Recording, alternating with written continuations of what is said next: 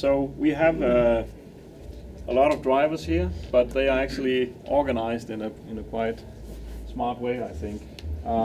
First of all, the actual tweeter system comes directly from Core.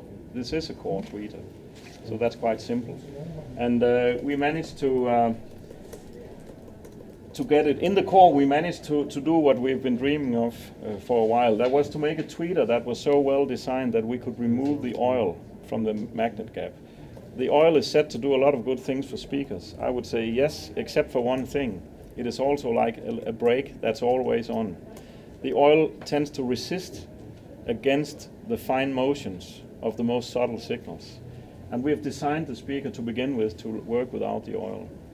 So that's a Core tweeter hybrid module. The other drivers are new. It's made for this project. And 8-inch woofers using a totally new magnet system with the new generation SMC and some more sophisticated ways of suppressing distortion from the modulation of the flux field. And it means that we have obtained around 6 dB lower current distortion than what we had in the Epicon. And this is a goal that we wanted to go for after seeing how far we could go in the Core. We also switched from aluminium to titanium voice coil formers. And that's a good thing because titanium is acoustically pretty dead, but it's also a very poor electric conductor. So when the voice coil is moving through the gap, it does not have the eddy current braking effect, which we know from aluminium. So that gives us also in the woofer and mid-range section more agile drivers that will respond to the smallest signal in order to team up with the dome here. I would not say it's easy to make speakers, but if you want to make it as easy as possible, make a small two-way box. That's where you have a chance of getting things to blend well, but even that is an art. When you go to this amount of drivers, well, 1, 2, 3, 4, 5, 6, 7. It's about a good strategy for how you want to control the timing, but also how you want to use the layout in a constructive way. So what we've done, inspired by the Core, is that we have grouped the woofers so that the upper two woofers are parallel and the two lower woofers are also parallel. But they run on a separate crossover so that these guys roll off pretty early, around 160-70 Hertz, while the two others continue up to around 350-60 Hertz before the mid-range takes over. What we achieve from that is actually a way of handling the floor reflection, because we obtain a little time shift around 250 Hertz where we don't send sound down into the floor, where you have your first primary bouncing. And that bouncing generates a comb filter effect on 99% of all speakers. I would say it's actually a comb filter effect that makes me think that I'm listening to hi-fi, because it's a characteristic interruption of the fundamental tone area between where the voice begins and where it ends. So if you feel some coherent and even maybe warm, very continuous lower midband from this speaker, it's partly because we have reduced the amount of floor reflection. And all you guys have a floor. It's inevitable. It's the only boundary we can't get rid of. And it should be taken serious. And that's one of the tricks in this speaker. So now I told you a secret. But the other thing is that it also means we have to put the woofers in separate cabinets. So if you look from the back side, there will be 2 bass ports, and it's actually arranged in a V. And that they are totally identically tuned, but it means we can work with the crossover without having a pressure leak from one woofer section to the other. A final word on SMC. We also implemented SMC as the core inductors in the crossover. So all coils, all core inductors in the crossover are now using SMC as a core material. And by that, compared to traditional iron powder audiophile voice coil or coil cores, inductor cores, we can reduce distortion with up to 18 decibels. That is the distortion that occurs in the current that goes to the driver. You could say even before it starts playing. Current distortion on the primary side of a driver, on the input side, is equal to if the distortion came from the amplifier.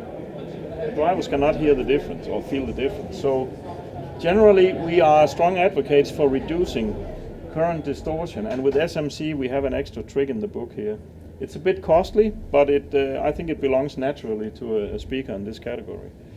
So that's also part of the responsibility for the purity in the sound you hear, and the relaxed sound. So that the full woofers double drive like the core? No. No, we don't use a balanced drive.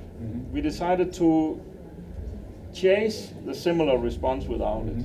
So that is one of the trade-offs. But we achieve much better response or distortion than, for example, Epicon. So it's always good to have a benchmark. So what's the material for the core cone? to the grill? Yeah. Is it aluminum? This is aluminium. Yeah. Also this. Yeah. And all drivers are aluminium, of course. Yeah. And woofer cones, wood fiber. In this case, in the mid-range, we made a little trick that we also took from the core, where we actually emboss a pattern with 5 fingers that will. It's a prime number, you know. It will dampen or even kill resonances running around the cone, because there is never any place on the cone where you have a mirror of the same geometry.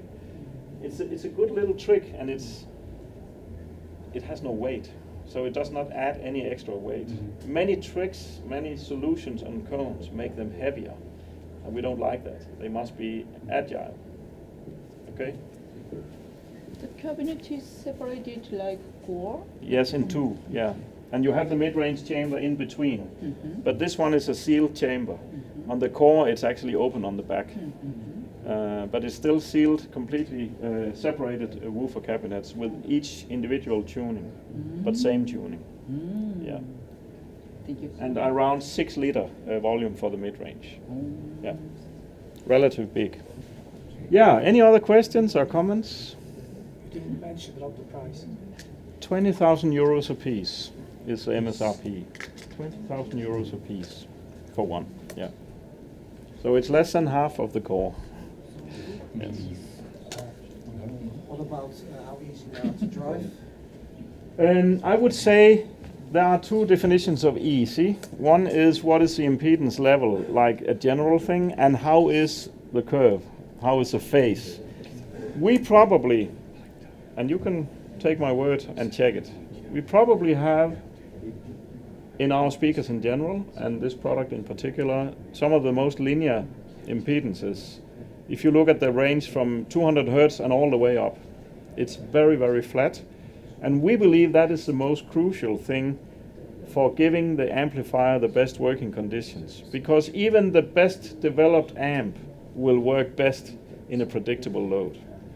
Then there is the impedance level, and this is, I would say, a true 4 ohm speaker. It also means that it is not breaking the rules of the IEC 268.5. You know, we are actually staying within the definition of 4 ohm. It doesn't dip under 3.2 at any point. But it's those 2 things together. Also the smooth, coherent impedance curve make any amplifier sound more correct, especially those who are without feedback. It doesn't make sense to use an amp without feedback and load it with a totally crazy load, because you will actually affect the frequency response of the amp in most cases, which cannot be good. We are playing, just for your information, NAD, the brand new M66 integrated preamp DAC streamer, fully implemented with the latest converters and so on. We just had it a couple of days ago. It has a nice interface where you can see what you're playing as long as you stream. You can stream from Tidal or any other service and hard disk. And the power amps, which are some of my NAD product favorites, it's the M23 based on the Purify technology. In my book, sounding for a Class D amp, more analog than I have ever heard before. So I really congratulate NAD with these power amps. They are really good value for money. Some would say they are not price-wise a match for this speaker. I will not have an opinion on that. We are the NAD distributor in Germany, so we use them also for that reason. But they are doing well. So of course you can imagine how the sound will be with your favorite amplifier. And I would say we have now seen the Core reviewed in so many countries where they always used a different amp, and it's always interesting feedback to get how people are able to hear their own amp through our speakers. So I know that is a choice, but that's the choice we made. Yeah. We have possibility for biowiring, biowiring and bi-amping. Free choice. That means the grounds are separated in the speaker. There's no risk. Your place, it looks a little more, elegant. On the Core, it's a little more bold. Yeah. The Core terminal is better, but this is probably one of the best terminals aside from the Core. So we learned a lot. Yeah.